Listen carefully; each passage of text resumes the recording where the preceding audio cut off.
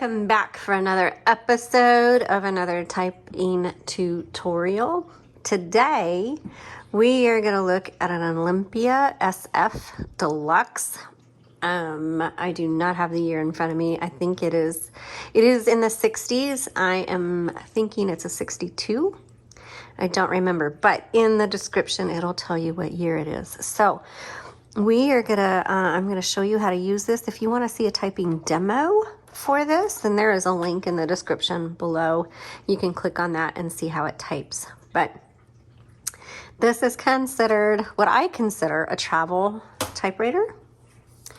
And because of the low profile, and a lot of these come in like a zippered case with a handle, and they're lightweight, and so they're easy to slip under a seat or to carry with you somewhere. So these are wonderful for those of you who are active in terms of you are always on the go. And the one thing I like about the Olympia SF is it's such a good typewriter. This is really good for those of you who are active writers as well. So if you are always on the go and you really love to use your typewriter and you don't want to have to carry maybe a regular portable size, you want ultra portable, the Olympia SF is going to be a high quality ultra portable typewriter. I just love it. And this one in particular has cursive font, so it's beautiful. So without further ado or conversation, let's go ahead and get started. So back here, you're going to see your margins. You just press and drag, okay? Here is your, let me put it down. That is your paper holder. So you just snap it down. This is, what is that? I think this is your carriage lock. Am I right? Oh no, that's your paper release. This is, okay, so this is your carriage. This is your carriage release. There's your bell. You'll see these red indicators on this ruler, and that's for your margin. So, you know, obviously when you're sitting here working, you're going to put your finger back here and just press it around, and then this red indicator lets you know where you're setting your margin at. Over here on the left side is your handle. Now when you are transporting your typewriter and you're putting it back in your case, you need to fold it down. Okay, and so you will want to make sure your carriage is over a little far, because you'll see almost on all of them there's a little bit of chipping of the paint on the edge, and that is from that handle. In the same manner, when you take it out of your case, don't try to type on it unless you pop that handle up. Sorry. Also, here is your line selector, this little tab right here. And what that is when you hit your return handle, it's going to advance 1, 2, or 3 lines, okay?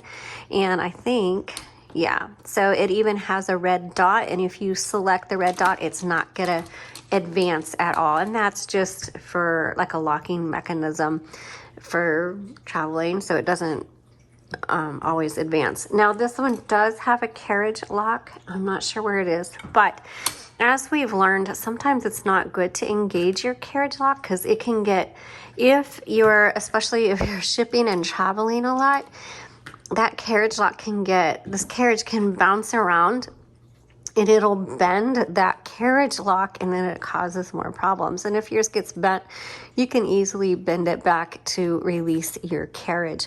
But we have found that when shipping, when we lock the carriage, it actually is not good. More than often that lock gets bent, and so we do not recommend locking your carriage.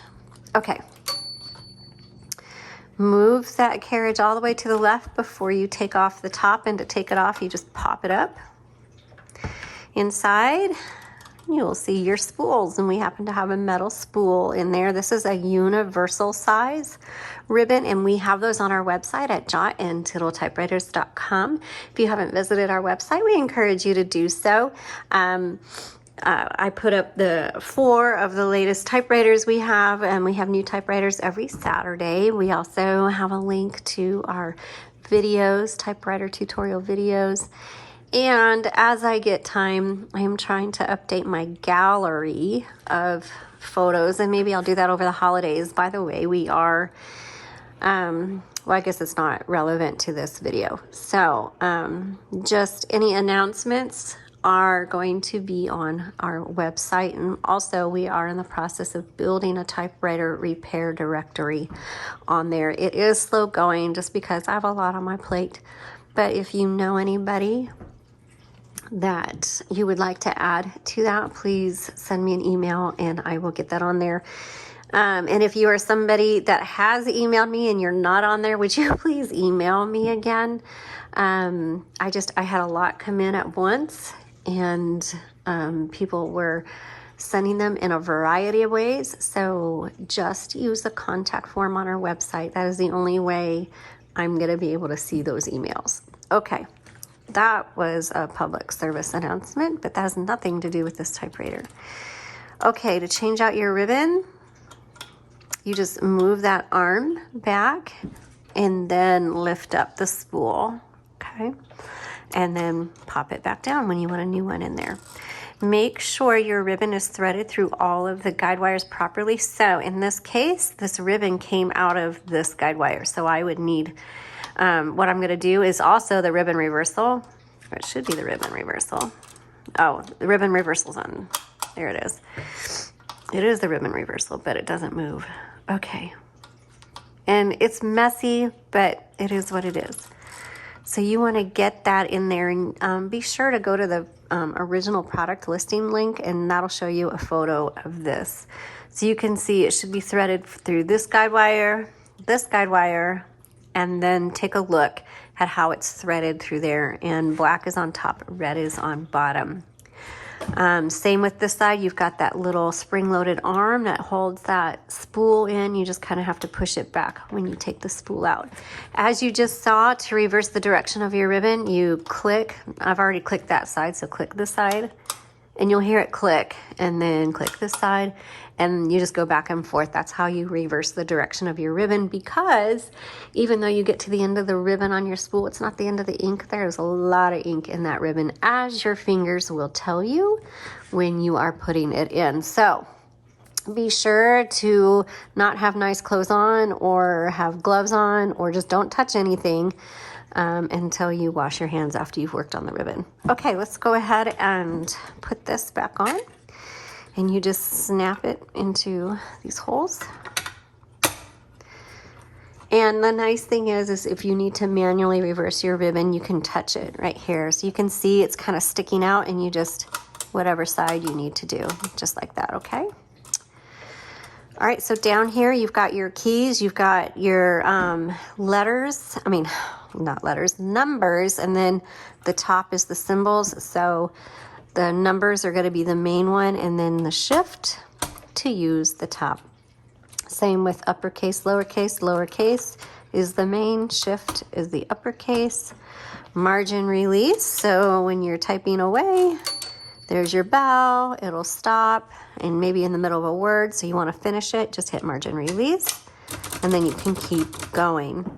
Backspace. Backspace does not erase, but you just backspace, type over your mistakes or cross over them or X through them, whatever you want to do. Embrace your mistakes. It's just part of typewriting. Obviously, if you're doing it for professional reasons, you're going to want to get some correction tape or something like that. But backspace does not erase. Your color selector is right here. There's red. I know it looks blue on your typewriter, but that really is for the black. Though you can get different colored ribbons, like on Etsy or something like that, as long as it's the universal size, a 2-inch spool with a 1/2-inch ribbon, it'll fit your typewriter. So if you want lots of different colors, go for it. But on our website, and you'll see the link in the description below, we do have a couple options for black only or black and red. And if you have the original spools and you just want fresh ribbon, we have the custom ribbon option. Please click on that, read the instructions, and what you do is send us your spools. We'll wind it with fresh ribbon around 48 to 50 yards, and then not yards, feet. and then we mail it back to you. Okay, so that, oh, and let's talk about the paper release. So to load your paper, you just set it there, and you don't need to push it in. And just turn your handle. Make sure your paper goes under this bar. And then I like to come up halfway to see if it's uneven. And in this case, it is just a little uneven. So you push up your paper release, which is right here, and you adjust it. And then re-engage, and voila! You've got your paper release there. And again, if you want to lift up the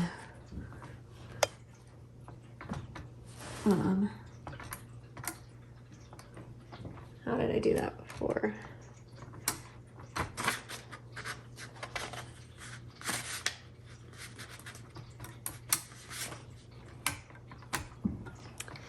Well, I don't remember how I did that. Anyway, the paper holder, it should be this lever, and for some reason mine is, oh, there it goes.